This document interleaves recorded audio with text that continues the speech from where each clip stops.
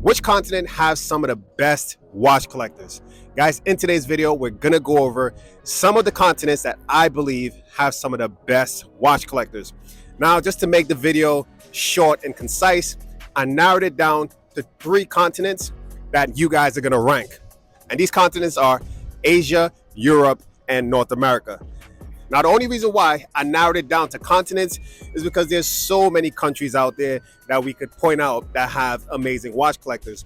So just for the video, let's just leave it to the continents: Asia, Europe, and North America. Now, for all the other continents, if you guys believe that there's some countries in there that have amazing watch collectors, sure, comment down below and let me know which countries and continents those are, and let me know why. But for this video, let's just rank Europe, Asia, and North America. So for those of you guys who may not know some of the countries in these specific continents, let me help you guys out with a little bit of geography lessons. So for Europe, some of the countries that I believe have amazing watch collectors are Italy, Sweden, Monaco, and the Netherlands. And for Asia, there's China, Japan, Saudi Arabia, the UAE, all those Middle Eastern countries, Oman, that have some amazing watch collectors. So think about some of the videos that you may see online on Instagram and let me know, think about it, which one of these continents have the best watch collectors. And lastly, North America. For North America, of course, we have the USA, Canada, and Mexico. So thinking about the US, think about some of the people in the US that might be easier to have some amazing watch collectors. So think about Miami, think about New York City, LA, Houston, some of the people in those areas that have amazing watch collectors. For some of you guys that may be out there questioning, how am I supposed to know what type of watch collectors are out there in Europe and Asia? Guys, we have social media. On social media, we're able to see certain trends and styles and the culture in different countries. So I think that should help you guys through YouTube, Instagram, TikTok, to help you guys make a decision for this video.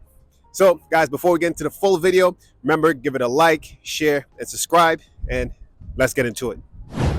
Now guys, I'm gonna give my ranking from 1 to 3, and then throughout the video, I'm gonna show different clips of specific collectors in these parts of the world, in these specific regions that have amazing collections. So now, my ranking, number 1 is Asia, number 2, Europe, and number 3, North America. My ranking is overall based on range, rarity, knowledge, passion, and also uniqueness. So if when you guys are giving your ranking, take that into consideration for some of the collectors that you've seen on YouTube, whether it was Talking Watches or on Instagram, people that you follow. Think about that when you're making your ranking in the comment section. Now, the reason why I put Asia as number 1 is because I believe that collectors in Japan, collectors in the Middle East, like in the UAE, they have some of the most unique, rare, and pristine condition timepieces. Hands down. I know some of you guys have seen on Hodinki's Talking Watches and some other YouTube channels where they talk watches and their collection. You guys know that they have some of the most rare, amazing, beautiful timepieces. I love a lot of the timepieces from Bahrain and the Middle East and the UAE when they have those unique dials, especially with Rolex, where they have their logo stamped on it. That to me is rare and unique. Those timepieces actually sell for a premium today. Some of these timepieces was designated for some of the royal families in Bahrain and Oman. Here's a look at 2 collectors from this part of the world. But never in one place. Let's start with you must know my favorite model, the date. Again, I have no idea about Rolex references, full disclosure, that's why you're here. I'm here, 36 millimeter, 1803. This one, you see, it has Arabic Hindri numerals. A nice date, huh? Yeah, it's a very, very early one, 1971. And it's possibly unique. The dial has a blue purplish hue. You see them every now and then on auctions coming up. They're very, very rare. I've done the exercise to just count the dates which have been made with a Arabic dial, Arabic Hindi numerals dial, and I couldn't count more than like 30, 35. So let's maybe show one of the Stella dials, because for me, that's how I know you from. because you have the craziest colors. I saw pink, orange, blue, like yellow, everything. I see a lot of dials on the market, which I assume are like, aftermarket, and it's... Yeah, sadly, the market responds, if a market's successful, it responds with these things. So this is a very, very early generation Stella dial, 1803 day date in white gold with a presidential bracelet, plexiglass. And it has like a Smurf cobalt blue dial. It's much rarer than the turquoise dial. I have one here. So from this first clip, you guys could see, as I said before, rare, amazing, pristine condition timepiece. Unfortunately for this guy, he had a lot of Rolexes, but luckily for me, they were all vintage, so I appreciate vintage. And that just shows a deep understanding for history and loving not just the hype modern pieces, but appreciating where Rolex came from. The dials really stood out to me, from Stella dials to logo dials from, the Middle East, like I mentioned before. Those are things that I appreciate. They're definitely rare and hard to find, especially, like I said, in amazing, pristine condition. And now for the Japanese, Chinese, people from Singapore, I've noticed that they have some well-curated watches. They don't mess around. Their timepieces are usually rare and, again, in amazing condition. They also have quite a wide range. They don't just go after all the sports models, all the sports pieces, but they have a great balance of dress watches and sport timepieces. Next, let's look at Europe.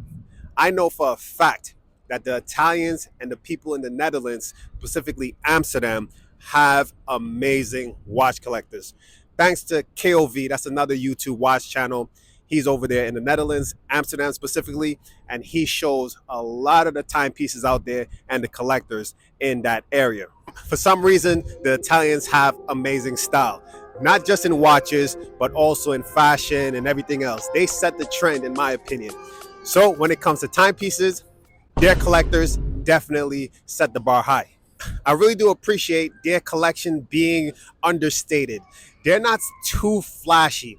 Yes, some of the Italians do have a flashy lifestyle and they like to show things, but majority of the collectors that I've seen have low-key understated, and they like steel pieces. They're not so much flashy with the gold and the two-tone timepieces. They love steel pieces, and that's something that I've learned to appreciate over the years. Now let's take a look at two Italian watch collectors and see some of their amazing pieces. We will pass to a 6262 Paul Newman in, I would say, close to new old stock condition, still with the sticker outside the case back. This might be the best kept Paul Newman I've ever seen. Yeah, if you try also to open the bracelet, the clasp is extremely tight. You can it's like you still feel it, yeah? Yeah. Yeah, you can feel it like when it's so tight that it's barely moving and closing. They are most impressive when they're maintained like this. Yeah. This one, The next one. it's Padellone In pink? in, I wish, Oh, yellow, yellow. in yellow. It's still good. Yeah, but pink is only one made. Yeah. But it's still very, very nice. It's a first series, so with enamel dial, double name. signed. Exactly. And also, I would say, spectacular condition. Yeah, the case is preserved magnificently. What do you like more aesthetically, 3448 or 3450? I would say 3448. Yeah, me too. Congratulations on that. Thank you. So, moving on with this one, larger one. And we pass on a Cartier. The Tanka Guiche. Yeah, exactly. But this one being the model original from 1931. And it's actually in white gold, so only one piece known. This was in the Cartier Bianca book, right? Exactly. By Patrizzi. Yeah, exactly. You have this watch. Yeah. Wow. Almost 100 years old, this Cartier Tanka Guiche. Exactly, 1931. So yeah, we're getting very close to 100 years. You have many Cartiers in your collection. I see a big red box there, so... Yeah. Because Massimo's been doing this longer than anybody, and if he's keeping these watches, that means they're special. But let's get to the Those stuff. are watches bought in even in 1980s, Wow. since we began in 1982. When you bought them in the 80s. I bought the first Daytona 62-63 in 1981. For how much from money? a bartender in a private television where I was working. Right. And I paid $250,000 lire, which was $125. Times, Big red black dial, I knew it. times have changed. Those are all kind of newer stock watches, box, paper, tags. Those are GMTs, you know, I mean, it's 1675, but in incredible condition. So This these is are a 16750? 1675 papers, mint Okay. also this one. So basically 2 watches, kind of the same cloth. This is the earlier reference 1675. This one I could tell right away with a Mark II dial. So produced early 70s, 72, 73. Beautiful patina, beautiful case. Let's see, it's a bracelet dated. 18 carats gold, pink and yellow, original stretch bracelet, and beautiful dial. You know, I mean, this is a gloss black, and this is actually a personalized dial to a bubble back for a dealer in Switzerland, which is kind of very rare. You know, W. Bosch Yes, Bern. Bosch I was Bern. going to ask if it was a retailer. a that I'd never retailer heard of. in Bern, Wow. in Bern, in Switzerland. Yeah, this is back, for me, this is back in an era where Rolex experimented with a lot of Yeah. different dial layouts. And a lot of- Absolutely. everybody wants to see This more. is the only one Curvex Patek Philippe, you know, 3 steps in platinum ever made. You know, I mean, it's because I can see in stainless steel, in yellow gold, in pure gold, but never in platinum, with the original band, original buckle, and what the dial has. The, What are you unfolding? the spare crystal and another dial without the diamond. So they sold it as a pair. Absolutely. Why do you think that is? Just in case the owner didn't like a diamond or wanted to change Now it? for the first clip, this collector, he has a bunch of heavy hitters. Hands down, we can't really argue it. But what I appreciate is the range. He has pieces from 40 millimeter size Rolexes all the way down to smaller Cartier pieces. Some rare Pateks, and it's just timepieces that aren't so much hyped, but in a way they are, but they're so unique and rare that at the end of the day, they really aren't that hyped, because not the average person could have or achieve these specific timepieces. And one more thing I gotta add, especially with the Europeans, they do appreciate the finer, more elegant timepieces. So not the large 42, 44 millimeter watches, but the smaller, let's say 40 and below timepieces that fits the wrist correctly. Now for the second collector, you guys can already tell, just looking at this guy, that he has a unique style. You could tell he's Italian just by taking a glimpse, a look at him. And his timepieces kind of matches his look. They're really unique, some of them eccentric and standing out, unique case shapes and designs, and it just suits his look. You could tell that he's not following the trend of other people. You could tell that throughout the years, he just purchased and bought the timepieces that he loved. He has a wide knowledge base when it comes to the timepieces that he owns and the timepieces that he don't own. And that just shows me a level of passion that I could appreciate in a watch collector. Now, the pieces in his collection that I'm sure that stood out to you is the GMT 1675. But for me, it was the Rolex Bubbleback. Something that a lot of us may not really know about. When you say Bubblebacks, a lot of people might be like, what type of watch is that? Rolex made a watch called the Bubbleback? Because most of us may be more familiar with the Datejust, the Explorer, the GMT, the Submariner. The Bubbleback aren't manufactured by Rolex anymore. It's really a vintage piece. I've had my eyes on Bubblebacks for years. I've been appreciating, I've been appreciating Bubblebacks for years now. I haven't been able to purchase one, but if one comes across my desk that's in a great condition and a good price, trust me, I would purchase it. It's a smaller timepiece, around 32 millimeter size and case, but the Bubbleback, that's the case back being in almost the shape of a bubble, makes it appear substantial on the wrist. So, like I've said, guys, don't look at smaller timepieces as feminine or for women. 32 can be well fitted on a male. I'm a tall 6'2", 200 something pounds, and a small 32 millimeter size watch will look good on me. Now, guys, for the last continent, North America. I'm sure a lot of collectors run through your mind. A lot of them are celebrities that are popular that we see on Instagram and on YouTube. We may see some of them on Talking Watches on Houdinki. So we kind of know some of these collectors, like Kevin Hart, Mark Wahlberg, John Mayer, and the list goes on. But what you guys need to realize is that there are watch collectors out there that aren't big time celebrities that have way more amazing collections than these celebrities. And some of these collectors are John Goldberger, Jason Singer, and Kit founder Ronnie. These are low-key people that maybe were successful in their careers that have amazing collections.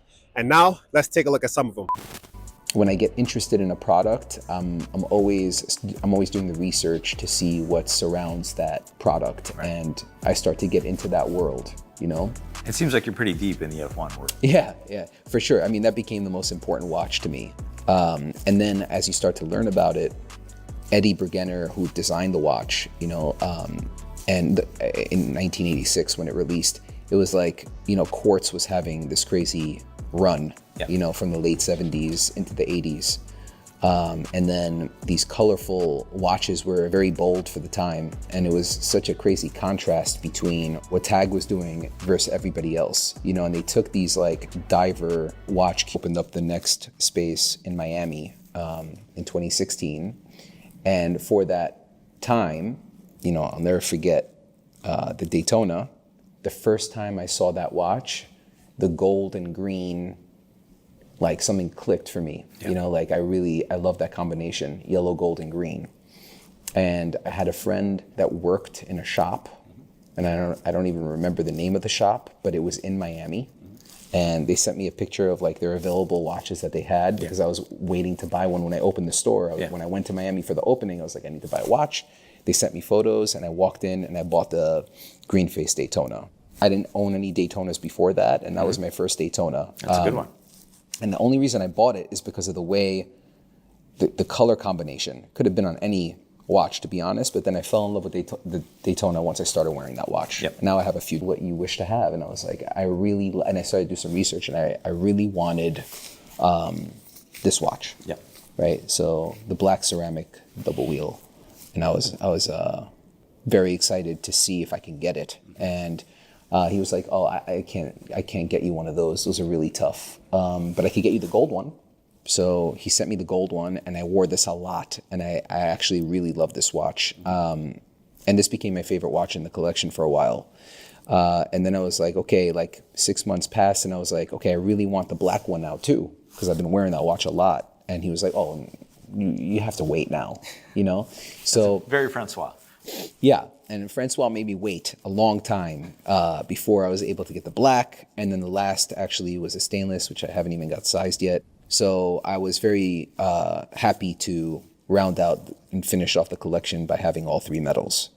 I saw they only had the two-tone new, and then if you start looking back, then you can get some vintage, you know, in stainless.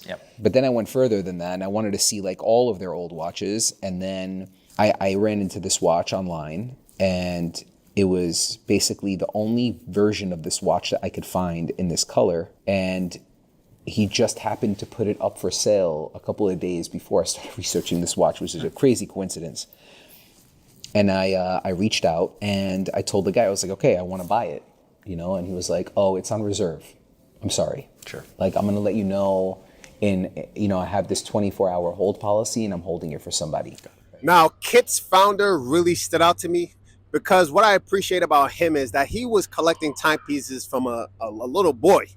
He was collecting the Tag Heuer F1 timepieces that I've also appreciated back in the day, that they stood out to me based on their color and design.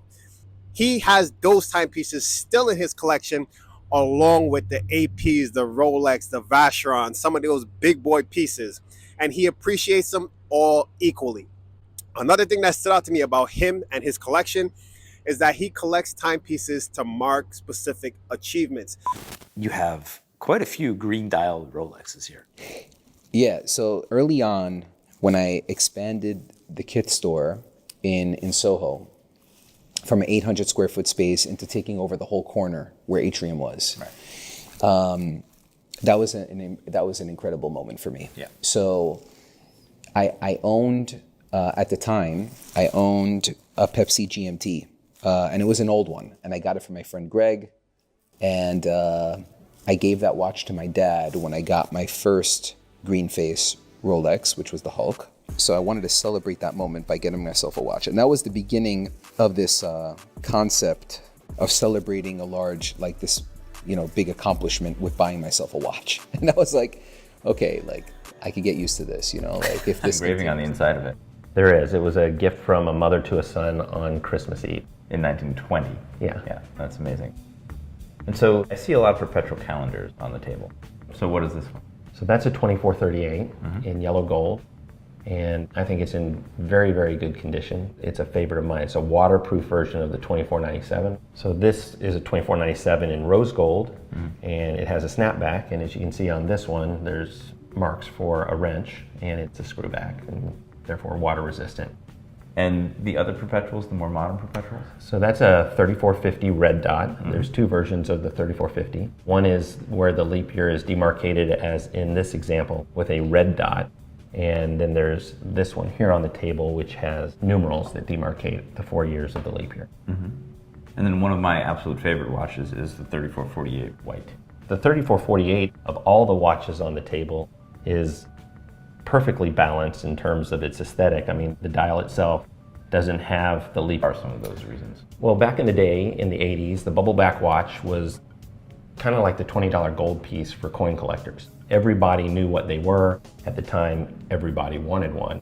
And they were quite valuable, relatively speaking, and they were quite large, relatively speaking. In the 80s, people were wearing smaller watches, and all of these 32 millimeter bubble backs, or the hoods, which sit much bigger on the wrist, were vastly larger. That, coupled with the diversity of style and the differences in reference numbers, attracted me to the watch. Could you talk us through a few of your favorite examples? Probably this one was one of my earliest favorites. That's a scientific dial reference 3599, a stainless steel hooded bubble back, and it has a very coveted dial. These are first series watches. These are the earliest bubble backs. Sure. So this watch is probably my favorite of the moon phases, the 6062 in stainless steel. This has a two-tone dial and has survived in amazing condition and has a warmth and glow to it that I don't think I've seen in any other 6062. That's stunning. It's absolutely stunning. You have this watch in gold as well. I do. It is an 8171, which is a different reference, but in a lot of ways, just as beautiful and amazing as the 6062. While it's not just going after a timepiece just because the boys talked about it and it's hyped and he's gonna look good, you know, walking around town with it. It's that he made it more significant, marking a point or an accomplishment in his life. Now for Jason Singer, in all honesty, his collection seems a little bit crazy. You have to be crazy on a high level of passion to collect that many timepieces when it comes to the same type, the same model, the same bubble back, but just different dials, different shapes, different. That's a whole nother level of enthusiast. Trust me. His love started again from a young age where he was buying bubble backs and pretty much trading and selling to pay his way through med school. That was part of his Talking Watches, the story that he gave. He has a wide, deep knowledge on timepieces and definitely specifically on the timepieces that he has. And the unique thing about him is that he doesn't just buy one of the models and the reference of that Patek. He buys each metal type. So he'll buy the yellow gold, the white gold, the titanium of that rare Patek timepiece. It's not just a timepiece you could just buy any day you want. They're all rare, and he has each and every metal type. Like a lot of you guys, I'm someone that gained a lot of my knowledge and learned different things from watching Hodinkee Talking Watches and other collectors on different YouTube channels. And the one thing that I learned specifically from this collector, Jason Singer, is that throughout history, certain timepieces that are hyped today wasn't hyped back then. So you've been collecting for over 30 years, and I've realized that you are just starting to now gravitate towards something that in many cases really pulled people into watches in the beginning. And those are Oyster sport watches, Daytonas, Submariners, things like that. You're just getting into them now after 30 years. Why is that? I'm not really sure. I can tell you why I didn't gravitate towards them for so long, and that was back in the 80s, the sport watches were utilitarian and not collectible at all. Almost nobody collected them. In fact, the GMTs and the subs and the Daytonas, especially in the early 80s, were of no value. And aesthetically, they were quite similar. Nobody really discerned or scrutinized them closely enough to see the differences. And a Submariner that had 4 lines or 3 lines was still a Submariner. Sure. You know, they were just insignificant changes in aesthetics that really weren't credible in my mind, and in many people that started early. So in the 80s and the 70s, the GMTs, the Daytonas, and the Submariners, those sports pieces, those sports watches, wasn't popular.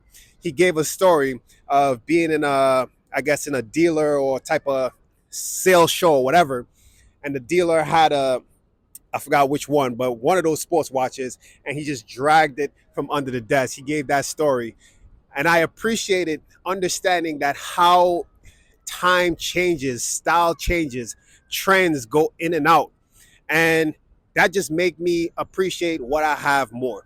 I appreciate whatever my style is, whatever it, I've always liked dress watches over sports watches. So coming to learn that, hey, back then dress watches was popular, and today now dress watches is trending back up to be popular, especially like the Cartier tank and smaller fine gold pieces. That's popular now. That just tells us, guys, that whatever you like, just like it, love it. Don't always go after the trend that's changing all the time. You're gonna go broke. Love the piece that you want. Love the piece, buy it, and enjoy it and keep it. Don't just always go through the waves of buying and selling just because something somehow becomes unpopular. Keep your timepieces and enjoy them, and you'll look back and might come back through full circle where the timepiece that wasn't popular is now. So guys, thanks for watching. Again, I hope you guys commented down below your ranking of which continent have some of the best watch collectors. That's based on their style, their knowledge, the whole picture of their collection and the collectors themselves.